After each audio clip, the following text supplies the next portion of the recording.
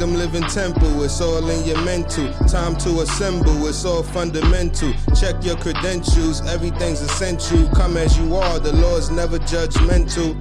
Won't you come and have a talk with the Lord? Every Sunday we doing worship at 4. Come and praise the Lord, guarantee he'll bless you. You're a child of God, so that means that you're special. Come and join Reverend Leo Woodbury, pastor of Kingdom Living Temple Church at 705 South Irby Street, Florence, South Carolina, every Sunday for Sunday worship at 4.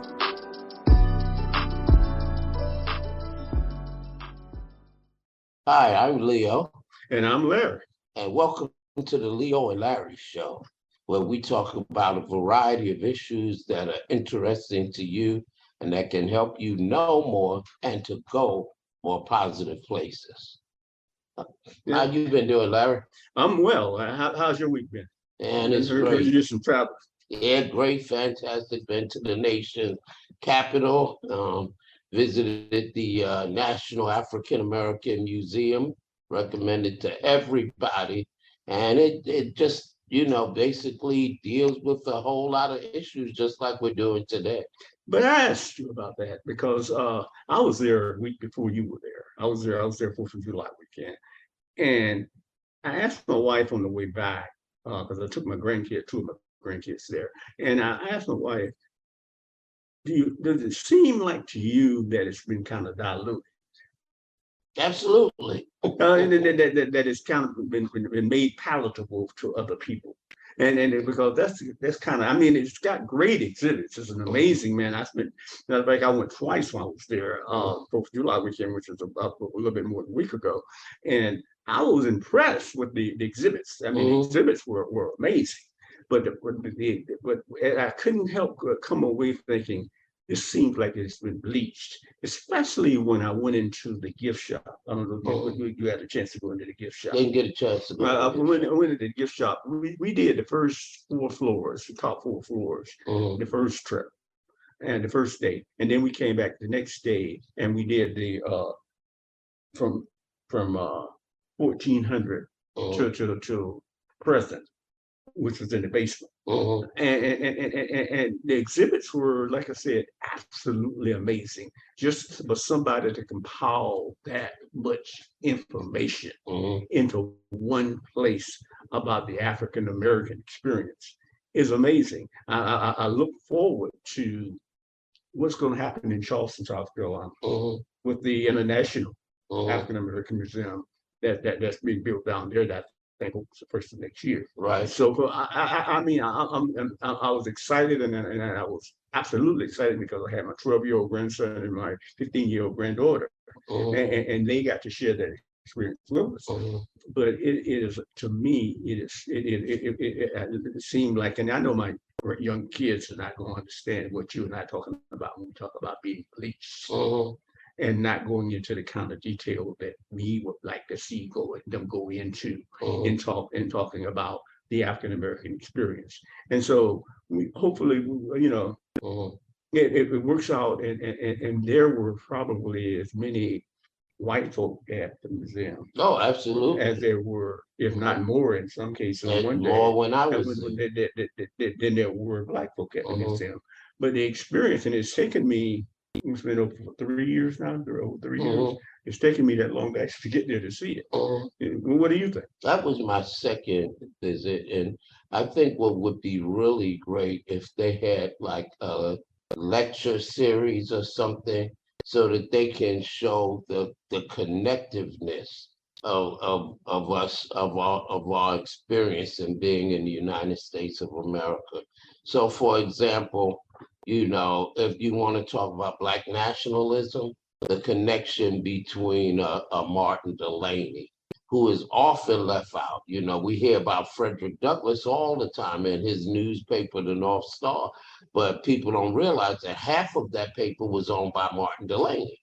And so the connectiveness between a Martin Delany and a Bishop Henry McNeil Turner, and connecting to J.A. Rogers and Marcus Garvey and others, till we get up to today, where, we had the nationalist Dr. Ron Karenga, who came up with the concept of Kwanzaa to, Elijah Muhammad and Farrakhan and others today. And so that's what I found, that there were amazing exhibits, but you didn't see the connectiveness. You didn't see how during our American experience, how we evolve, but how we maintain some basic tenets even to today. And that's what you're saying is true. That's important because those are the roots that help to nourish us as a people, so we continue to strive to survive and even to thrive under these very oppressive conditions. Well, and I think where for me the missing link is that when you look at the revolutionaries that were in our community, the Malcolms, the Garveys, the Black Panther Party and people like that, I didn't see that link.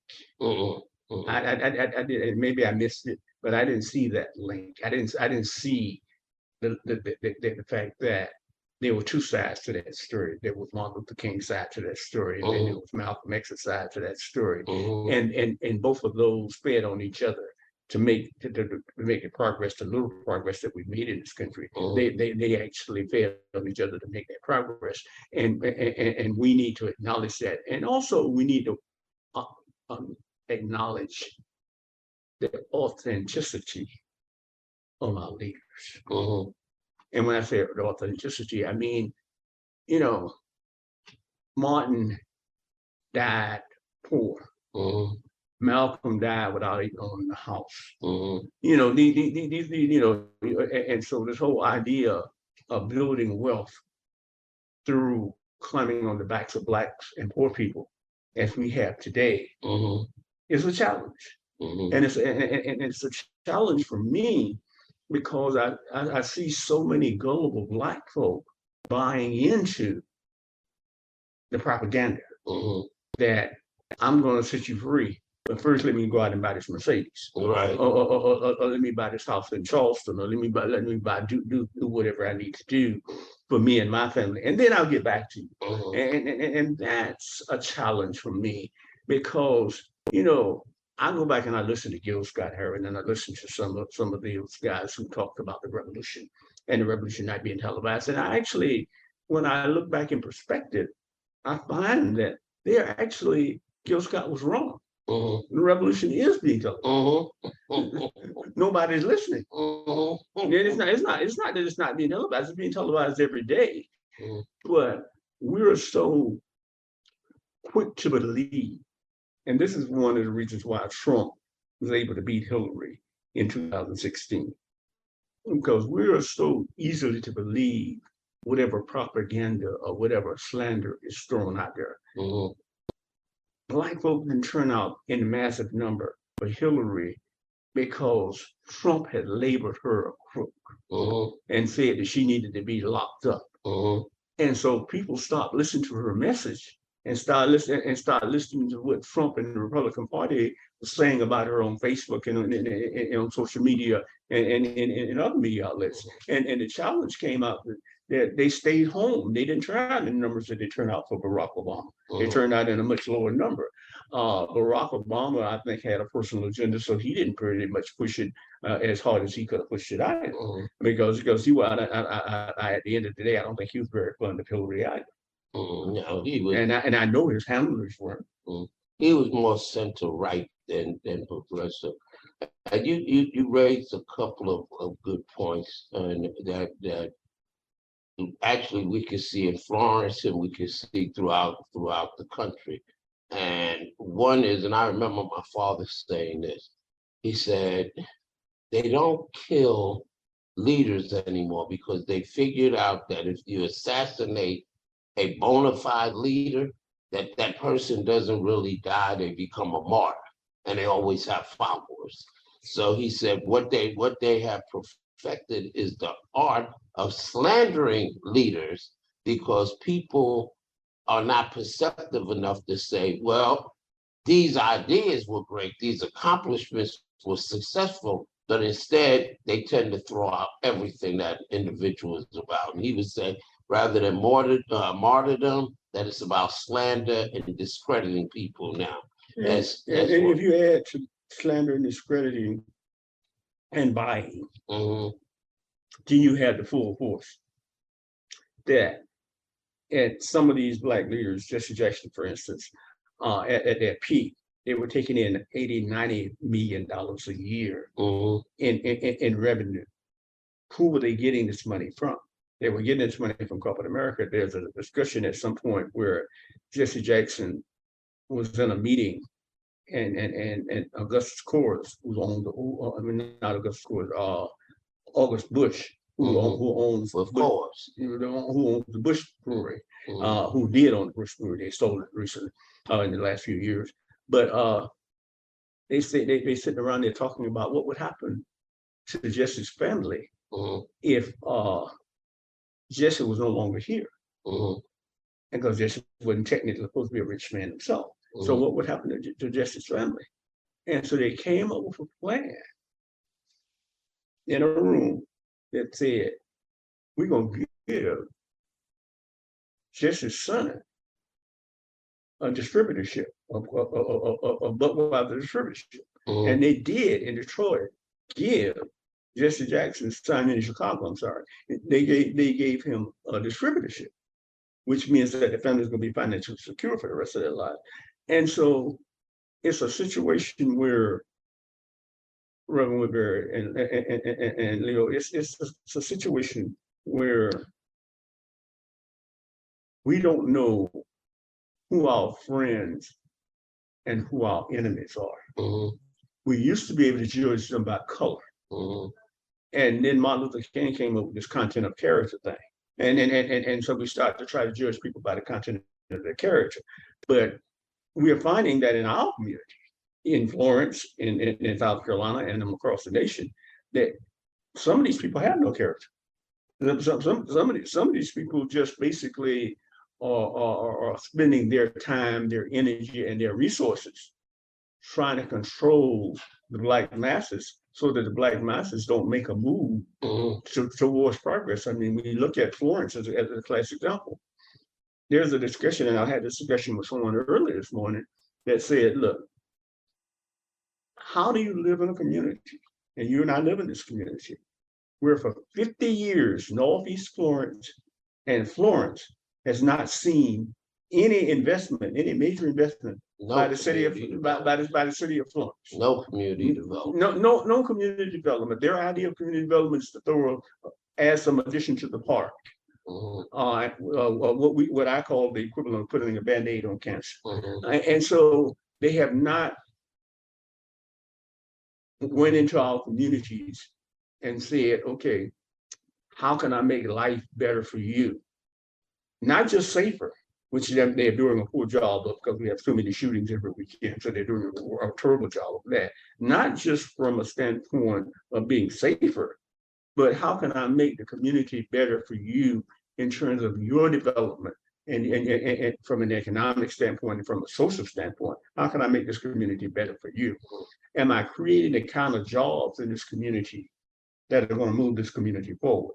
Am I creating the kinds of social atmosphere in this community that's going to move this community forward? Or am I just basically, as I said a second ago, putting a Band-Aid on the cancer mhm, and saying, okay, we will invest in the community? And, you know, the city of Florence, like the city of Darlington, like the city of Hartsville, the city of Marion, and Lake City, and all the others, get community block grant money. mhm, What are they doing with this money? right. I mean, other than building parks and splash pools and things like that.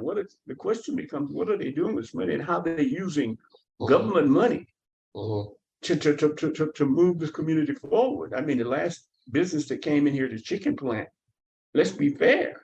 minimum wage That's about as minimum wage as you can get. and dangerous. And And I unhealthy. lived before, but I was in Columbia. I lived about less than a mile away from the company that actually is bringing this plant in Mhm, over in West Columbia. And I saw every day when those people got off from work, you know, how challenged they seemed when they got off from work, when they were coming out of that plant at 4 o'clock in the evening or 5 o'clock in the evening. And you're looking at them and they look like they were beat down. mhm, And you're saying that This is your idea of economic development? Mhm.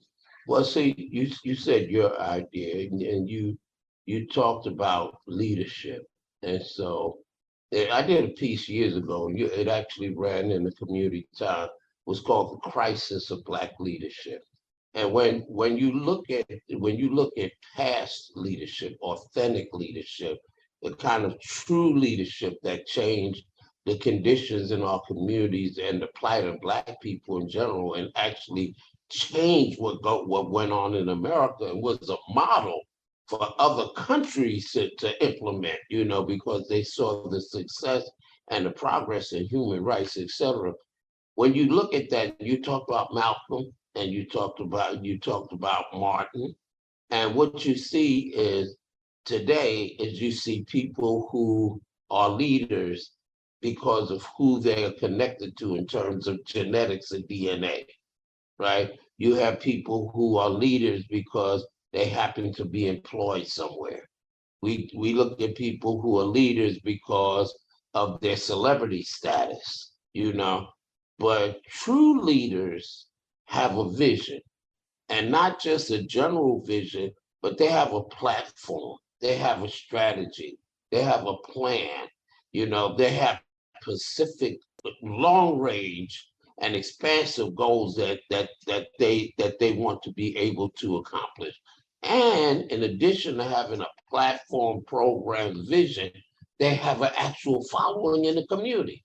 So you don't get people running for office that never ran an organization, never ran a business, never had governmental experience, and don't have a following in the community. And you run for office and you wind up with 100, 200, 300 votes. So, true leaders have support in the community. They have support from the community. They have programs, they have platforms, they have a vision and a roadmap. How do we get to where we're going? And when you don't have leaders who have those things and aren't interested in gaining that kind of knowledge and expertise, then you wind up with people who really aren't going to do anything because they have no plan or any vision. And that's what we see a lot of in Florence and across this country. You could actually sit down and ask people, and I've done this, people running for office say, what's your platform? And they have none. You know what I mean? Just a generality. Teachers should make more money. We should do something about crime. Those are not platforms. Those are statements. Well, I agree with you. And Harry Belafonte said it a long time ago, and I respect him, the statement that he made. And the statement was basically this: we have a lot of people that are elected to office, and they elected to office with the understanding that they are going to implement change, that their job and their role is to implement change. And they get there and they realize that in order for me to stay here, I'm going to have to raise a lot of money to be reelected. And so now the issue of change becomes secondary to the issue of getting reelected. Because now it's more important to be reelected, it's more important to keep the job than it is to do the job. And so I think we run into a lot of that. And that's also we run into a leadership in our community today that is selfish. And I say selfish in the sense that they are looking at the material benefits of being in office. They are looking at what kind of car will I drive? What kind of house will I live in? What kind of clothes will I be able to wear? They're looking at the materialistic standpoint, and they're willing, in many cases, not just in some, but in many cases, they're willing to sell their soul for the opportunity to have the good life, even though they were elected to advocate for those people who don't have the good life and who may never be able to achieve a good life. And so it's kind of a situation that amazes me, that I choose, as a publisher, as an African-American publisher who's been publishing for 40 years, I choose my community over anything else, Mhm. over possible advertisers, over possible opportunities that I could have had in the community that would have made me a lot better off than I am financially Mhm. today, because I believe that I'm guided by God. Now, these people that are selling us down the river, as Tracy Chapman would say, are selling, are selling us down the river. I don't know who they got it. Mhm. Mhm. Absolutely. And I'm at the same place that you are. I've been offered other opportunities in other places. I've been offered salaries that you know make what we make here. But you moved here. I moved here roughly 35 years ago, and we moved here with the intention of helping people and helping communities. And so so how do we do that? When because I'm a great believer that every every great movement, every great monument of change that is taking place everywhere on this planet does not happen without including the masses of people. And when someone's elected to office, they're actually elected to represent the people in their district or in their city and to represent those needs and to make sure that they at least make an effort to try to deal with those needs.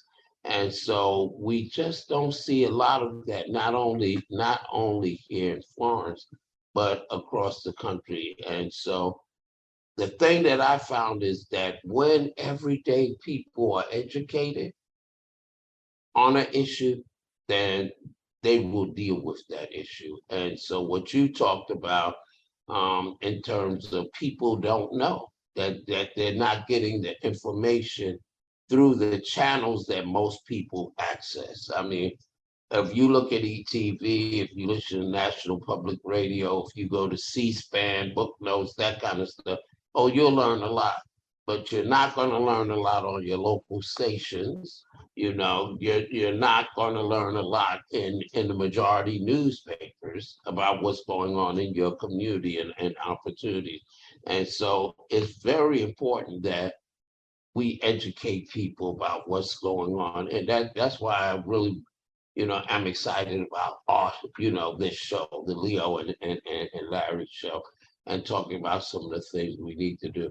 So one thing is we need to grow leaders. We need to educate leaders. And you and I often talk about the fact that as teenagers, we learned about our history. We learned about a lot of things. We learned about politics, how change happens. And we have to start cultivating people like that and making sure that people have experience, that they have experience in actually being a part of making change and learning about that. And so, I often think about, do we need to set up a school or classes or something like that? Because, during the civil rights movement, you had your freedom schools. During the Black Power movement, you had your liberation schools. Up until today, we had places where you could go to a church or an organization and learn about things, you know what I mean? So, I mean, I was a teenager and I was learning about what was going on in China. I knew who Patrice Lumumba was in the Congo, you know what I mean? And you don't have that sort of cultivation of leaders that you do today. Basically people go down, pay their money, file, and say, hey, guess what? I'm running. Well, here's the thing, Leo. The thing is, you're absolutely right. We need an academy. Mhm. And it's ironic because in South Carolina, there's a conservative academy up in I think it's in Greenville, Spartanburg, the Hain Institute, that does that to integrate and teach our children, Black children especially, how to mix in, how to blend in, and how to be in their minds, perfect citizens. mhm, That's a concern as to Congressman Clyburn has another organization that does something from a moderate standpoint to do the exact same thing: how to mix in, how to fit in, how to be palatable to the mhm, system. And they're training our kids, as Malcolm once said, you know, when you're cut, you don't see the blood. mhm, You don't you and so we need to have something that offsets that, and an academy. And then one of the things that I've talked about bringing here is a thing called the Kemet Academy, mhm, which would do something similar to that. And I've got some really interesting ideas about how to implement that program, and where to find the young leadership, because the biggest challenge is finding the young leadership. I know where to find the young leadership. I'm not going to share it on this show because I know that people who don't agree with me are watching the show, listening to the mhm, show. mhm, And you and I talked to a brother a couple of days ago, Mustafa, well, he used to be the NAACP president down in Conway, and he and I were talking about how to address that issue. And I gave him the actual solution to how to address that issue. Because when I was in Washington, when I was at the Civil Rights Museum, I actually figured this out, that there is a real solution to how we can solve this problem mhm, and get young people back involved in the fray. And a Saturday academy of some kind would be an excellent starting point, as you said, for us doing that. You know, you can have it as your church here, but the whole idea basically is to have to orientate young people mhm. on not just the way they should go, but how they can get there, How they could get there. and have them understand, as I try to make my 12-year-old grandson understand, that he wants to be a millionaire one day. He wants to be a billionaire one day. He says, "Well, Grandpa, I'm gonna be a billionaire." I'm like, "Okay, what's your plan?" Mhm, And so helping them to implement their plan, helping them to implement their strategy, helping them to identify opportunities for them to serve in the community. Clemson just partnered with uh, Benedict College, Claflin, Morris, and is it Morris, Francis Marion, and a couple of mhm, other colleges, with a $2.7 million grant to have them provide young people at these college levels in emergency situations. mhm, Now, when I read the news release on this, there was absolutely no money in this grant for the kids. mhm, You know, there was $2.7 million in it. And all it went to Clemson, and I assume they shared a little bit with Benedict and with Claflin and with the others. mhm. But there was no money Nothing in for, this grant for the kids to say, okay, if I'm going to be on hold to look out during an emergency situation, what kind of compensation are you giving me? mhm, They made the kids volunteers. mhm, And so many times we see, Reverend Woodbury, we see the channels being changed mhm, in a situation where once you were paying for these services, mhm, and now you decided that in what you think of as a free society, you shouldn't pay for it. mhm, So when you look at the leadership of organizations that are serving the African American community, ask yourself, how many of those organizations in Florence and across the state of South Carolina that you see, and you deal with them all day, every day, especially nonprofits, how many of them are headed by Black people? mhm. How many of them are actually headed by Black people? Not that many. Not And that's across the country. and it seems to be moving faster and faster. And I looked at some of these organizations in the last few days, in the last few weeks, and some of them, the top 10 leaders in the organization are people who will be serving the Black community, but they are not Black at all. Mhm, They don't have the Black experience. I was looking at a picture yesterday where this Black guy was speaking to a group of people about a health issue in the African American community, and he was a Black guy doing the speaking, but everybody in the room was white. Oh, yeah. Yeah. And what happens is, I tell you, in part, that's because, and I'm going to talk about it from a nonprofit perspective. work gets done in the community down on the ground, right? Just like we know everybody in America, rich or poor, if your child can eat breakfast in school. And we know that started with the Black Panther Party, Exactly. Young Lords, senior citizens volunteer. People do work on the ground, they address issues, they get successes. And it happens and it blossoms, and then everybody decides we need to take this on. Good example is environmental justice, right? So now you have corporations like Duke that have principles of environmental justice, or so you have state agencies, South Carolina DHEC, and others that have environmental justice hubs or committees. You have in Virginia, you have advisory groups on environmental justice. You even have President Biden, who came out with one of his executive orders that addresses environmental justice. We do the work, or as a friend of mine, got to give a shout out to Rufus Moses over in Maryland. Let me attribute it to him. He said one time, we break the ice, and then after we break the ice, everybody shoves us aside and goes fishing. And so you look at environmental justice now, it is a multi-million-dollar or billion-dollar financial issue in this country. But environmental justice, the term itself started with Black people in Warren County, North Carolina. And so what we do is we don't follow the pathway.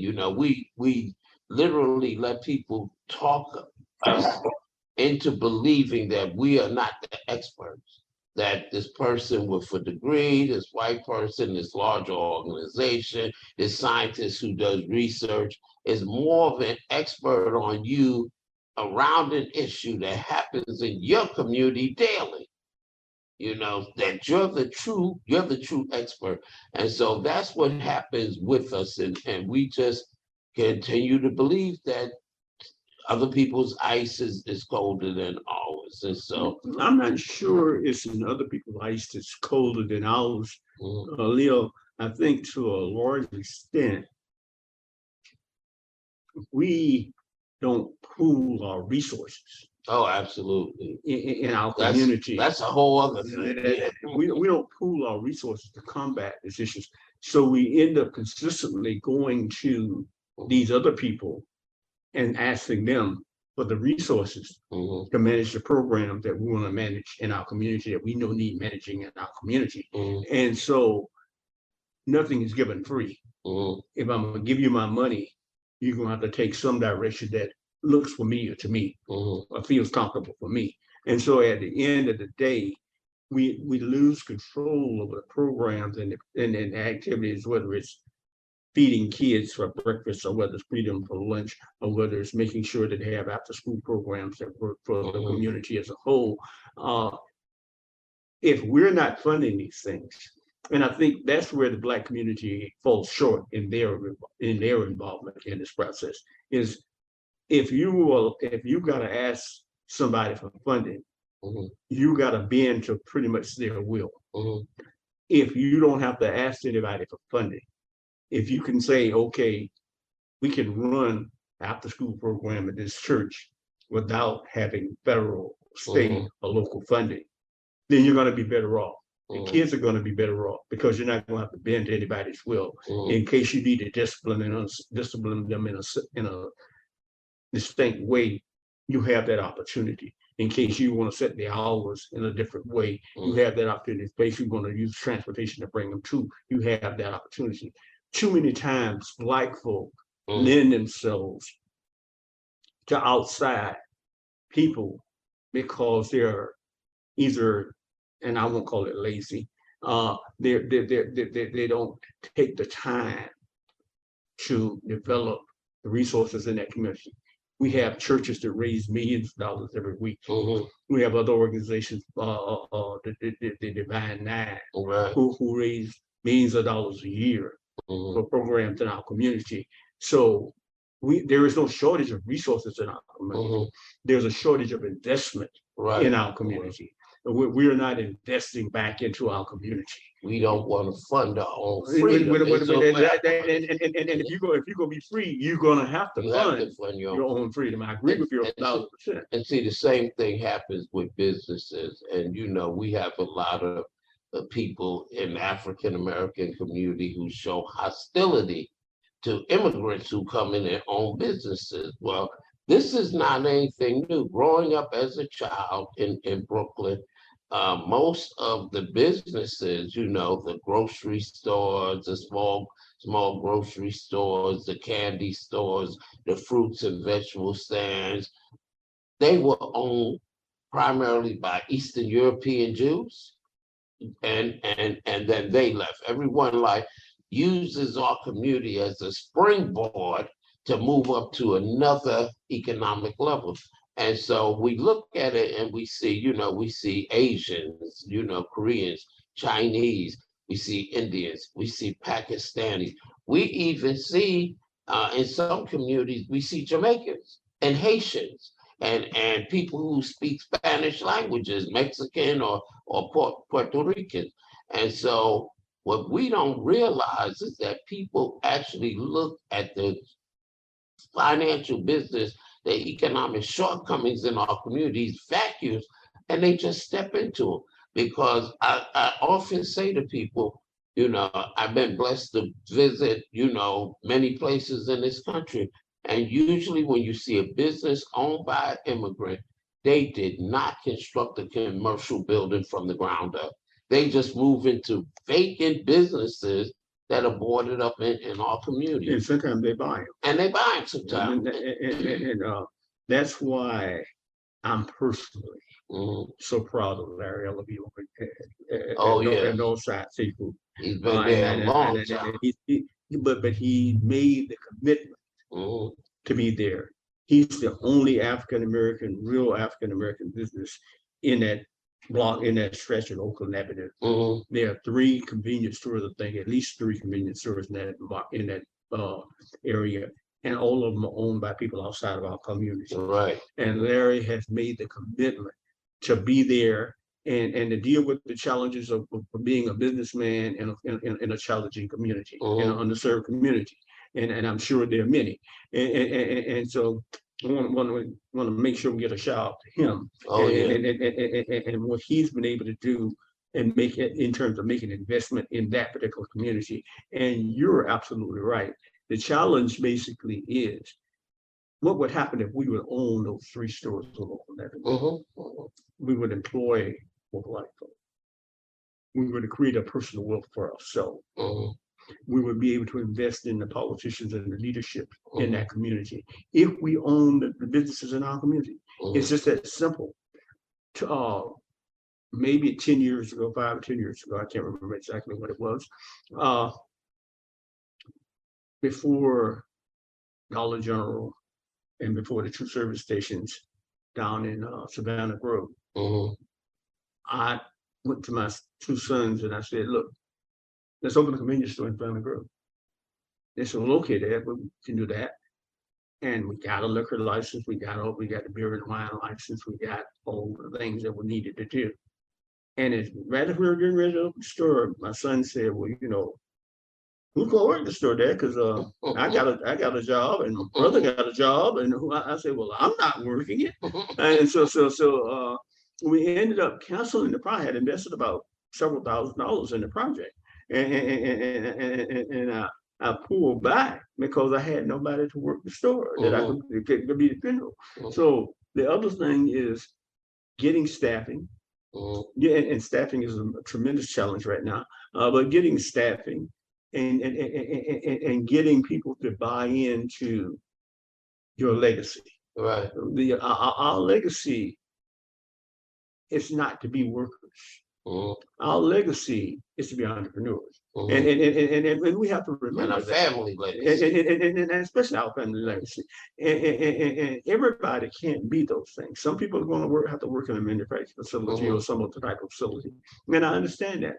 But those who can should. Mhm. And the reality of our community is we're going to be better off as a community when I can buy my furniture from a black man, when I can buy my house from a black woman, when I can buy my car from someone who looks like me, we're going to be better off because right now we are the greatest consumer that America's ever known, and we consume just for the interest of consuming. We don't care whether I need a new car or not. I saw that new car over there, and I want it. And so we consume just for the, how many televisions do you have in your house? How many televisions do I have in my house? I've got probably 4 or 5. I live in a 3-bedroom house. And so the point basically is, why do we have all of this stuff? Because we sit around and we look at our bank account and I got a couple of dollars. I'm going to go out and buy something. And instead of saying, a good idea would be, what organization in the community can I invest in that's going to help move the community forward? Right. And you're keeping money in the community. So instead of these conversations we have about how many times a dollar goes around in the white community, the Asian community, the brown community, you're actually doing it instead of talking about it. Because if you buy that furniture set from a black entrepreneur, some of that money is going to say, because more than likely they belong to a black church in the community, and they'll be tithing there, giving their offerings there. Got to start first there. They'll also, when they go to get their hair cut, when the females in the house go to get their hair done, more than likely they're going to be going to a black-owned beauty salon or barber shop. This is how we do it. And then what we also don't understand is what Claude Anderson talked about, is that there is an unofficial boycott on black-owned businesses. On a Sunday, any day of the week, you will see black people in masses in restaurants owned by other people. But when do you go to a black-owned restaurant and you see the place filled with Asians or Indians or Pakistanis or even white people? There's an unofficial boycott on our community, and we are super consumers who, rather than investing in our own community, are consistently investing our wealth in other people's communities who will not even reciprocate us. And that's a real problem. That's something that people should be looking at. The question I asked in that situation, though, is it intentional? It looks intentional. It feels intentional, but is it intentional? Or white folk just more comfortable being in environments? I look at, of course, I look at the Chick-fil-A situation. Every time I go by Chick-fil-A, the lines around the corner of the floor. And I'm saying, I have Chick-fil-A from time to time, and there's nothing special about that chicken.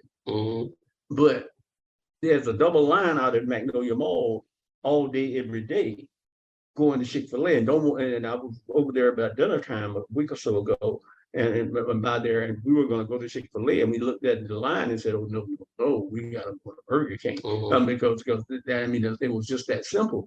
So there is a natural instinct, I believe, between white folk to support their own, and I think where black folk are confused is that while white folk are supporting their own and doing business with the people they feel comfortable doing business with, black folk want to be so much like them till they assimilate, till they say, okay, I don't care about Chick-fil-A's reputation as one of the strongest conservative organizations, supporting some of the strongest conservative organizations in the country.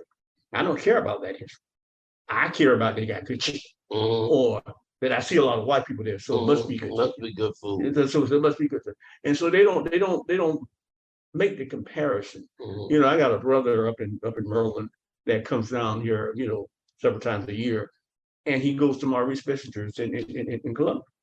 And I said, and I've been telling them for years, I've said, man, you know, we don't go to Maurice's. And he said, well, man, I love their barbecue. And my wife and my family, my kids, when we come down, they got 2 daughters, and we come down, we go on to Maurice's. And they do every time they come. And so my thing, and I said, you know, if that's your choice, that's your choice. That's not my choice. I'm going to respect the NAACP's boycott of them that has been in place for 15, 20 years.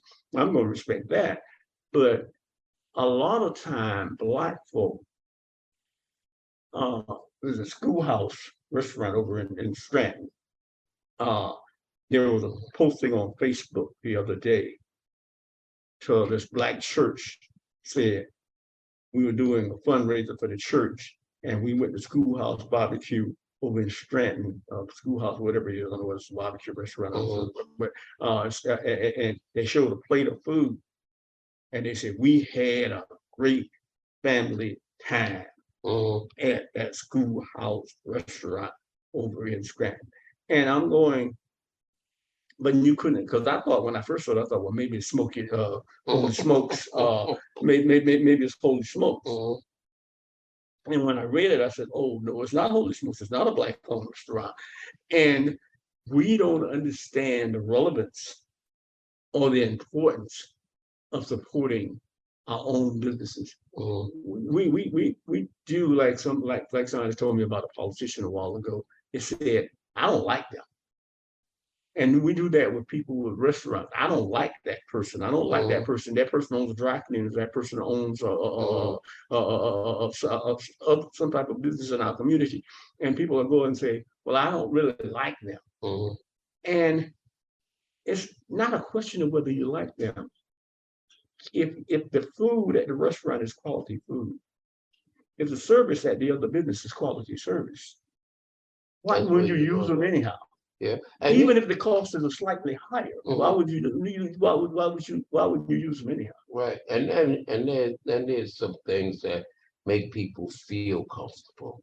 So if I'm white and part of my cultural orientations, I like country Western music, and I go into a Black business, I'm listening to Biggie Smalls, I may not feel comfortable in that element. And I'll give you an example. There's an Asian restaurant here in Florence that every time I've been there, the majority of the customers are Black. Now, when I walk in there, I'm listening to Black music.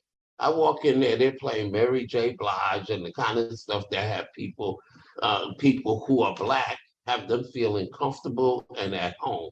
And so, you know, part of knowing how to market your business is dealing with things like that, so that, you know, whoever comes in, if you want to draw more white customers or you want to draw more Latinx customers, you know, then you have to create the kind of multicultural atmosphere that makes everybody feel comfortable when they come in there. So that's a part of it. But again, like you were saying, you know, it shouldn't be this dislike thing, that we do more with people who live in our communities than people outside. Because I've been in convenience stores where they're cursing out the people in the convenience store. I can't stand you, Habib. Why don't you go back to the Middle East? But the next day they're back in the store. Exactly. But if that were a Black person, they would say, I'm never buying anything from them again. Well, the question becomes at this particular point, how good a businessman? So there's a learning curve. I've been in business 40 years. There's a learning curve. You've been in your organization for almost 40 years, you understand. There's a learning curve. I didn't come into this business knowing everything I needed to know about this business. Not. As much as I studied, I spent a year. It's still on the curve. I spent a year before researching my business before I went into my business. I was at Thomas Cooper Library at the University of South Carolina. Every day when my friends wanted to find me, they came to Thomas Cooper Library because they knew that's where I was researching the opportunity to go into business. And I learned a lot, but I didn't learn nearly enough. And I think that's where we have to, because I can prepare the best barbecue you ever had. doesn't make me a good businessman. mhm, Because I can prepare the best collard greens and cornbread mhm, that you ever had doesn't make me a good businessman. I have got to, and if I'm not, if I don't have the personality to be a people person, mhm, which is what you're going to be if you're running a business, you're going to be a people person. mhm, If I don't have the personality to be a people person, I need to have the sense to hire somebody or bring somebody forward, whether it's my wife or whether it's somebody from the outside. Who I is a need that people person? who's a people person who can deal with the issues and the concerns of the customers as they come in and address them in a positive way and make that customer feel satisfied that the solutions to that problem are going to be taken care of. Mhm, So many times you have a person like, you know, they just want to raise hell about something. mhm, And sometimes they do, mhm, but they're the customer. right. So if they want to raise hell about something, you got to patronize them and you got to let them raise hell about that. Mhm, Let them get it off their chest. mhm, You know, there's a lady over in Darlington with a restaurant and was talking a few months ago about her situation. And she said, well, the person was saying, well, they didn't like the idea of the food was such and such, and they didn't like it. And she said, well, you know, they argued for a while. I said, and I'm thinking to myself, why were you arguing with the person? Just give the person the meal free right. and move on. But see, we come from a different school, so, and you know, you hear people say this daily, whether they were in business or not. The customer is always right. Absolutely. I worked, I worked, you know, when I was in my 20s, I worked at a restaurant up in Harlem, and we said that all the time. We said the customer is always right until they walk out the door. Then we'll talk trash about them. But no, we're not going to argue with the customer. We're not going to dispute anything with the customer. If we don't have customers coming in regularly, we have no salary and the owner has no business.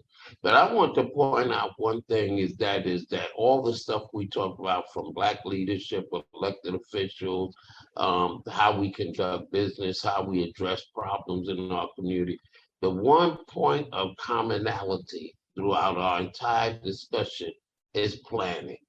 And you know, we look at the conservative movement in the United States, and if you're a student of history, you know that they started planning and working on what they were doing in the late 40s, in the early 50s, continued into the 60s. Barry Goldwater, the first Republican candidate for president who declared himself a conservative.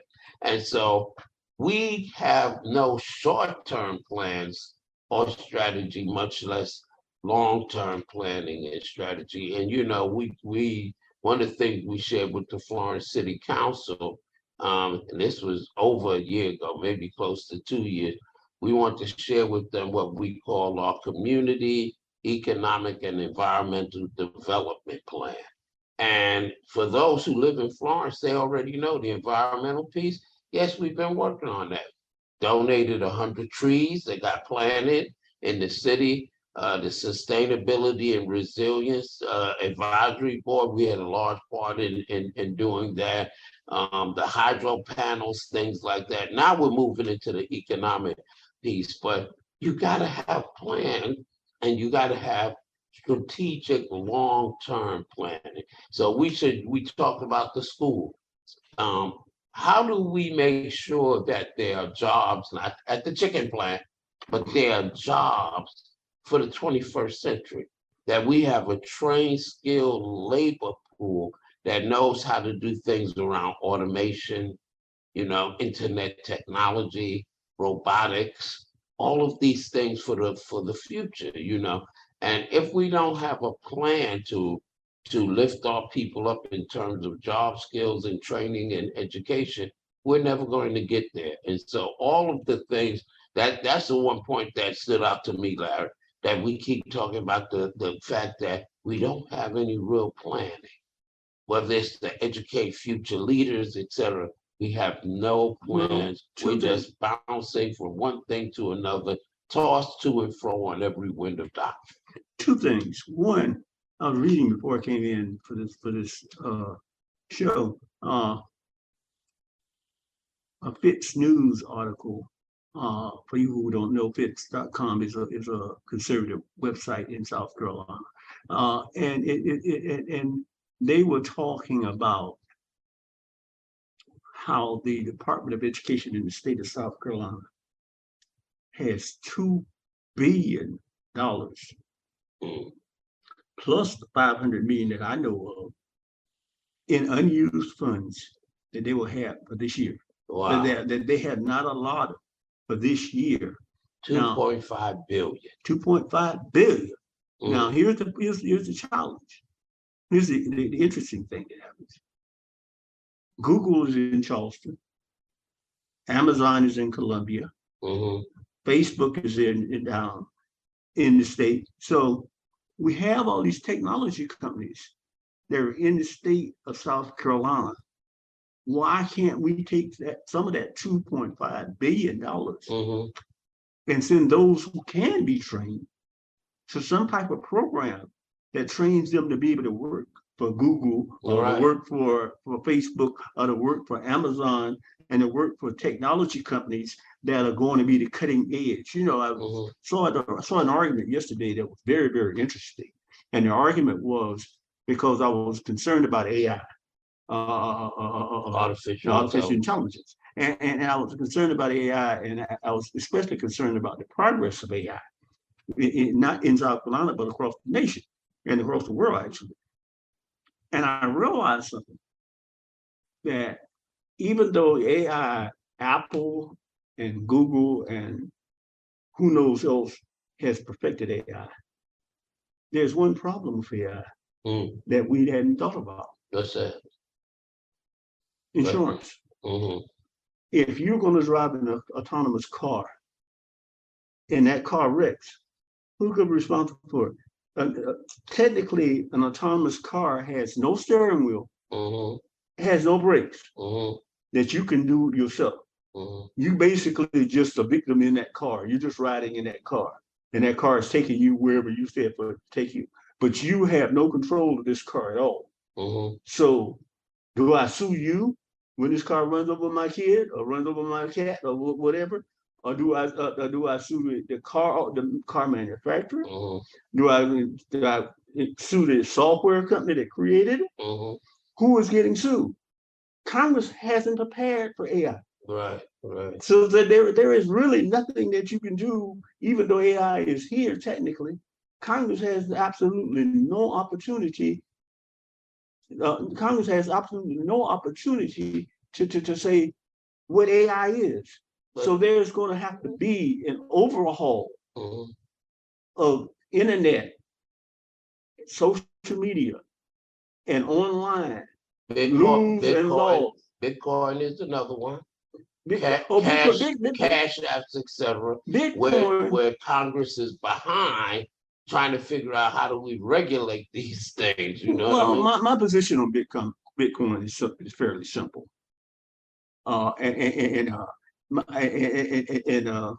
It's simply Bitcoin is somebody's idea of how to game the system. Bitcoin has no legitimate need. What you're basically saying is you want to create an economic situation based on Bitcoin or some other coin, or digital coin that has no foundation whatsoever. I don't need to know how much money Leo has in the bank. I don't need to know how Leo is spending his money. For a few smart people who figured this out and said, okay, I can create Bitcoin and I can sell Bitcoin. And the thing about Bitcoin is it's fluctuating between 30 and 40 and 50 and 100 and $200,000 or $400,000 a day. That means that it has no structure. That they're using Bitcoin in places like Mexico and places like that. So, but look at last time I was in Mexico, the peso was 8 to 1 to a dollar. So I mean, the whole idea, basically, if you try, basically, Bitcoin is Leo creating his own money. Absolutely, and I could do that. Exactly. That's what you're doing. I can make Leo coins. That's my point. The Bitcoin is Leo creating his own money. It's like, what's the value of a Confederate dollar today? Zero. Well, look, You might like you'd owe them some money. well, look, what's the value of a U.S. dollar since it's not backed up by gold anymore? But even in the world economy, Mhm. it's still considered the world standard of exchange. Of exchange. And because it's still considered the world standard of exchange, That gives it credibility. that's why China is fighting us, because they want the yen to be the Mhm. world standard of exchange, and that's why there are other countries that are fighting us, because they want their money to be the world standard. So the euro in Europe, they want that to be a world standard of exchange. As an American, I'm with the dollar. Oh yeah, And I'm gonna stay with the dollar, and I'm not investing any money Mhm. in Bitcoin. yeah. We've got about 2 minutes. We got about 2 minutes left, Yeah. about a minute and a half. So I'll tell you, when I was in Europe, right? Mhm. The euro is worth more, was worth more than the dollar. It's down And now. when we went in the store, and you'd say, I only have an American currency. They was like, go get some euros. We don't want that, So it's changed. But we got about 2 minutes. We got about a minute now. And what I think one thing we need to do here is we need to go ahead and tell people how to contact you and me. Absolutely. So they can contact me, Leo Woodbury, by I've gone to our website, newalphacdc.com, or you can also email me, leo@newalphacdc.com. And you can contact me at the Community Times newspaper, Larry Smith, at dsmith7716@aol.com, or you can visit any of our 3 or 4 websites, starting with www.village-voices.com, or you can call us at 843-667-1818. That's 843-667-1818, and we will be able to answer any questions or any concerns that you may have. Okay, so thank you very much for joining us for the Leo and Larry show, the show that helps you to know things you should know, and hopefully to go places you want to and need to go. So until next week. Until next week, and please use that information to send us any questions or anything you might have that you would like to have us talk about or address in this particular show. Absolutely. Kingdom Living Temple, it's all in your mental. Time to assemble, it's all fundamental. Check your credentials, everything's essential. Come as you are, the Lord's never judgmental. Won't you come and have a talk with the Lord? Every Sunday we doing worship at 4. Come and praise the Lord, guarantee He'll bless you. You're a child of God, so that means that you're special. Come and join Reverend Leo Woodbury, pastor of Kingdom Living Temple Church at 705 South Irby Street, Florence, South Carolina, every Sunday for Sunday worship at 4.